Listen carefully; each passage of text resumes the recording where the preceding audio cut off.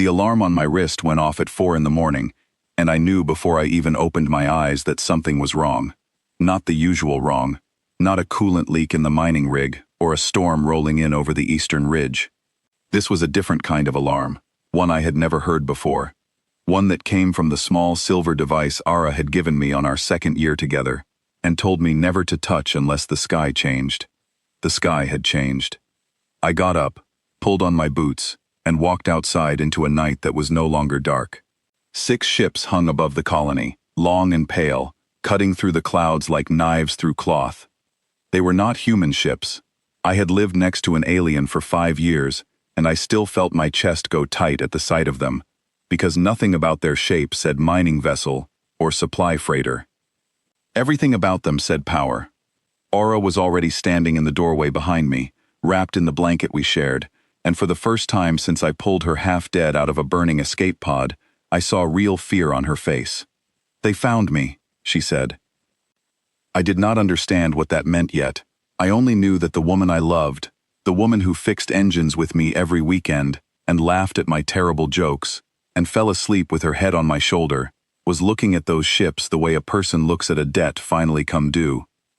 5 years earlier, I had found her in a pod half buried in the red dirt outside the colony, smoke pouring from a cracked hull, her hands burned, and her leg twisted at a wrong angle. She had no papers. She had no ship registry. She spoke our language haltingly at first, through a translator bead she wore behind her ear, and she told me her name was Ara, and that her people were gone. Gone how? I never asked. Where from? I never asked. On a fringe colony like ours, on the edge of everything, we did not ask people where they came from. We asked if they could work, and if they could keep a secret, and if they meant harm to anyone. She could work. She kept secrets like breathing, and in 5 years, she never once hurt a living soul. I fixed her leg with the colony's small medical unit. She fixed my life with her presence, slow and quiet, the way sunlight fixes a cold room without you noticing until you are warm. She said she had been a systems technician, low level, nothing important. She was good with her hands, better than anyone I had ever worked with, and she picked up mechanical work like she had done it her whole life, even though something about the way she held a wrench always seemed slightly wrong, slightly too careful, like a person imitating a skill rather than living inside it. I noticed things over the years. I want to be honest about that now, because it matters. I noticed that when 2 families argued over water rights, she would step between them and settle it in minutes, speaking with an authority that made grown men go quiet. I noticed that she knew the proper way to greet 3 different alien species we had never even met, bowing at exact angles, using exact words, as if she had been trained in a room built only for that purpose. I noticed that once, after too much of the fermented grain drink our colony called comfort, she looked up at the stars and said quietly that she was the last of her line, and then laughed and told me to forget she said it. I forgot, because I wanted to. Because forgetting was easier than asking a woman with burn scars and nightmares to explain herself. Because I loved her, and love, I have learned, is very good at looking away from things it does not want to see. Now the ships were here, and I understood that looking away was over. A single shuttle broke off from the largest vessel and came down slow, landing in the flat dirt lot where we usually parked the harvesters. The colony administrator, a steady woman named Marion Hale who had run this settlement for 11 years without ever raising her voice, walked out to meet it with 2 guards who had never fired their weapons at anything but wild dogs. I went with her. Ara walked beside me, her hand gripping mine so tight it hurt, and she did not let go, even as the shuttle door opened and a tall figure stepped out in ceremonial armor the color of dried blood, carrying a sealed case in both hands, like it weighed more than the ship behind him. He did not look at me. He did not look at Marion. He walked straight to Ara, dropped to one knee in the dirt in front of her, and placed the case at her feet. "Your Highness," he said. "The letter." The words hung in the cold morning air longer than any sound should. "Your Highness." I heard people behind me start to whisper. I heard Marion's breath catch. I felt the ground under my boots go strange and unfamiliar, as if the colony I had lived on my whole life had quietly become a different place while I was not looking. Ara did not move for a long moment. Then she knelt, opened the case with hands that were shaking for the first time since I had known her, and pulled out a single sealed letter with markings on it that glowed faintly gold in the dark. She read it in silence. I watched her face change the way I imagine a person's face changes when a wall they built around themselves for years finally cracks open. When she finished, she looked up at me, and there were tears in her eyes that had nothing to do with fear. "My name is not Ara," she said. "Not only Ara. I am Vantiri. My full name is Aelthara Vantiris Corel, and 5 years ago, I was the heir to a throne that my own regent tried to have me killed for." The colony went very quiet. She explained it there in the dirt lot, with 6 warships hanging overhead, and the sun just beginning to color the sky, because there was no more hiding it, and she seemed almost relieved to finally say it out loud. Her people, the Vantiri, ruled a wide stretch of territory bordering human space, territory rich enough that its throne was worth killing for. 5 years ago, on the night of her coronation, her ship had been sabotaged, her guards had been murdered, and she had barely escaped in an emergency pod that jumped blind through a wormhole and crashed on the first world it found. This world, my world. The man who knelt in the dirt, she told me, was General Kestrian Doss, once her father's most trusted officer, and now the man who had ruled her people for 5 years as regent under the belief that she was dead. "He is not here to kill me," she said, reading something in the letter that I could not see. "He is here because the letter proves he no longer has a choice. My survival is now known to the ruling council. His regency ends the moment I set foot on Vantiri soil again." I asked the only question that mattered to me in that moment, the only one I had any right to ask. "Does he want you dead, or not?" The general finally looked at me then, for the first time since he had landed. He was not what I expected. He looked tired, older than his armor suggested, like a man who had been carrying a weight he never wanted, and was not sure how to put down safely.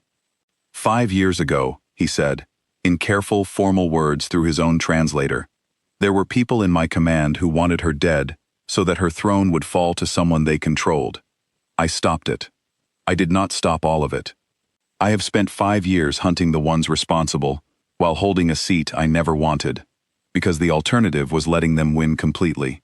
I did not know if she survived. When the beacon in her pod finally triggered 3 days ago, I came myself, with my most loyal ships, because I did not trust anyone else to bring her home safely. It should have been a relief. It was not fully, because trust is a fragile thing, and a man who rules a kingdom for 5 years does not always want to give it back easily, no matter what he says in front of an audience. Ara must have thought the same thing, because she did not lower her guard.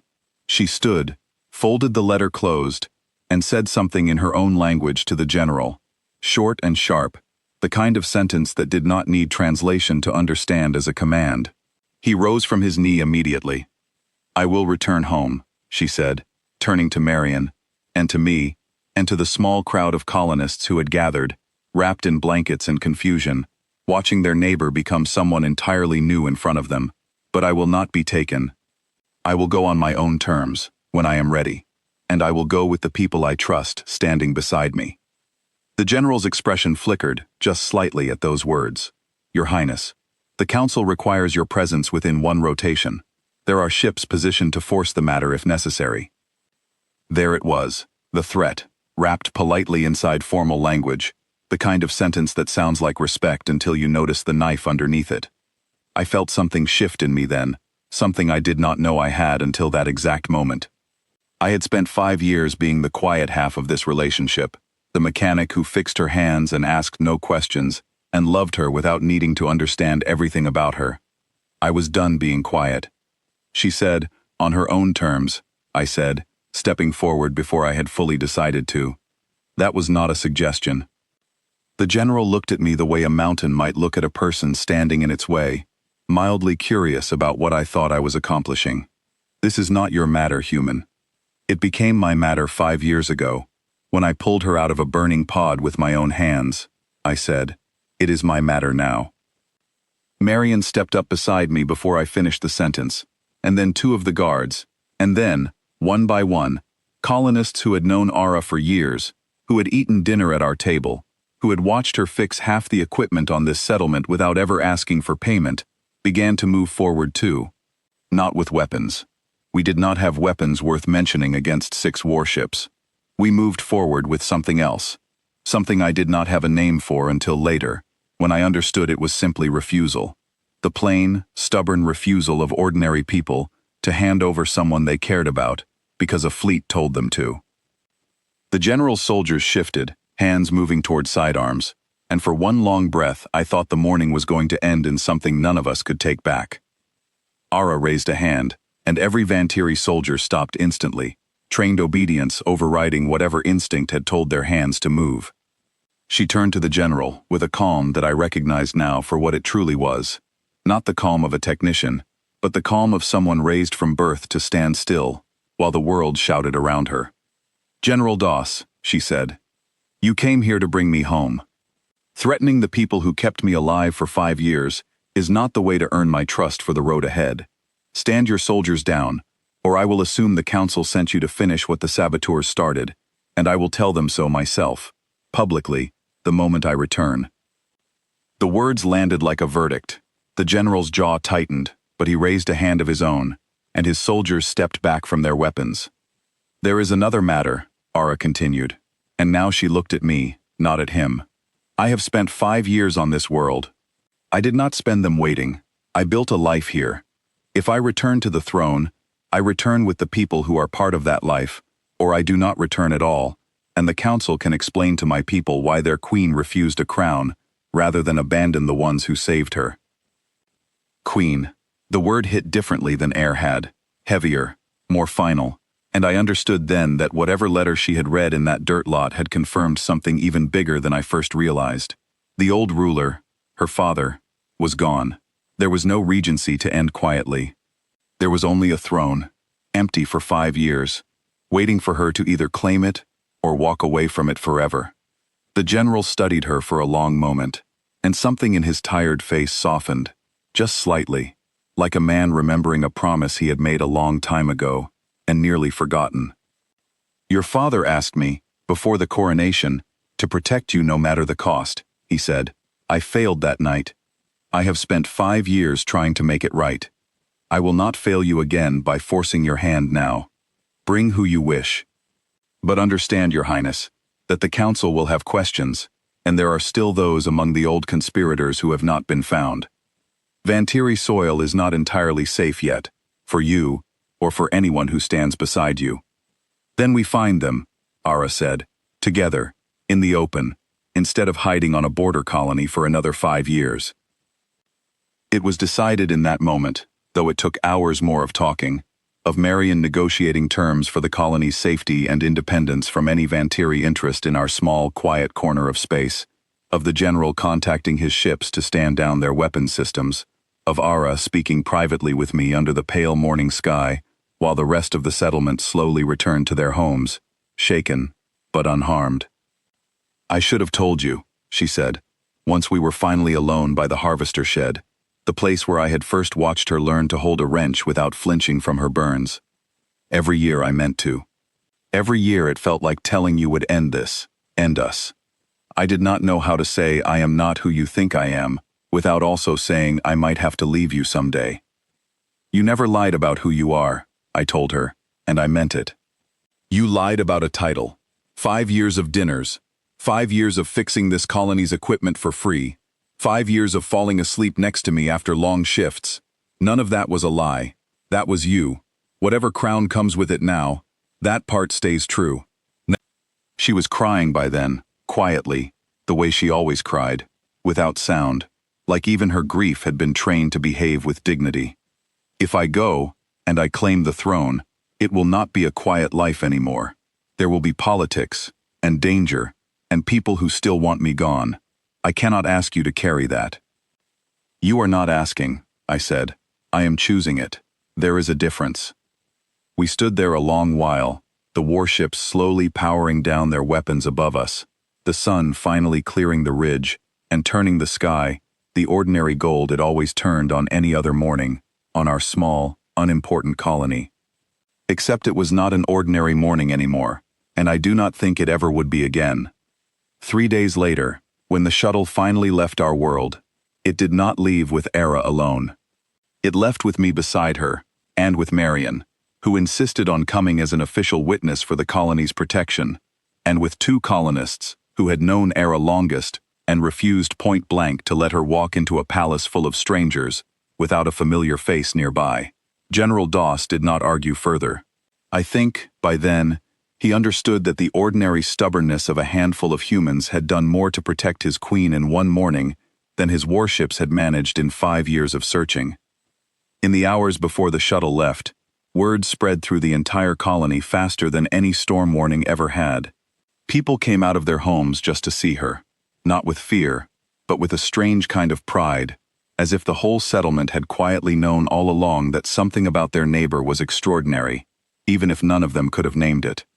Children who used to follow her around the workshop, watching her rebuild old engines, now watched her step onto a Vantiri shuttle in a borrowed coat instead of ceremonial robes, and somehow that seemed more fitting than any crown could have been. Marion spent most of those 3 days locked in negotiations with General Doss over terms that would protect the colony long after we were gone. She wanted it in writing, formal and binding under both human and Vantiri law, that our small settlement would never be treated as territory to be claimed, simply because its queen had once lived there in hiding. The general agreed to every term without argument, and I understood then how much guilt he still carried for the 5 years he had spent believing he failed a promise made to a dead king. I spent those same 3 days doing something smaller and more selfish. I walked through every part of the life we had built together, trying to memorize it before it changed shape forever.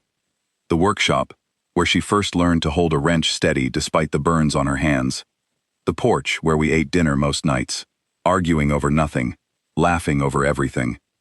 The narrow bed where she used to fall asleep mid-sentence after long shifts, too tired to finish whatever story she was telling me. None of it looked like a palace. All of it felt like home, and I did not know yet whether a queen was allowed to keep a home like that once she returned to a throne. On the final night before we left, Ara asked me if I was afraid. I told her the truth. I was not afraid of the danger waiting for us, not afraid of old conspirators, or council politics, or a world I had never seen. I was afraid that the version of her I loved, the quiet mechanic who fell asleep on my shoulder, might disappear once she became the version everyone else needed her to be. She took my hand the way she always did, steady despite everything, and told me that a crown does not replace a person. It only adds weight to carry. She had spent 5 years proving to herself that she could be ordinary. Now she intended to prove that being extraordinary did not mean losing that part of herself completely. I believed her, not because it was easy to believe, but because I had watched her prove harder things true before. I do not know everything that waits for us on Vantiri soil. I know there will be council chambers instead of harvester sheds, and formal titles instead of easy nicknames, and old enemies who never stopped looking for a way to finish what they started 5 years ago. I know Ara will have to learn to be a queen in front of a world that has been ruled in her absence, and I will have to learn to stand beside her in rooms built for people far grander than a colony mechanic ever expected to become. But I also know this. 5 years ago, I found a stranger broken in the dirt, and asked her nothing except whether she needed help. She gave me the truest 5 years of my life in return, whether or not I fully understood who she was while I was living them. A letter changed her title. It did not change the person who taught me what steady, ordinary love actually looks like, long before I ever knew her name had a crown attached to it. Whatever comes next, throne or exile, danger or peace, I intend to be standing right beside her when it arrives, the same way I have stood beside her every single day since the sky first brought her down into my life. That is not loyalty to a queen. That is simply 5 years of choosing the same person, over and over, and finding out on one strange morning that the choice was always bigger than either of us knew.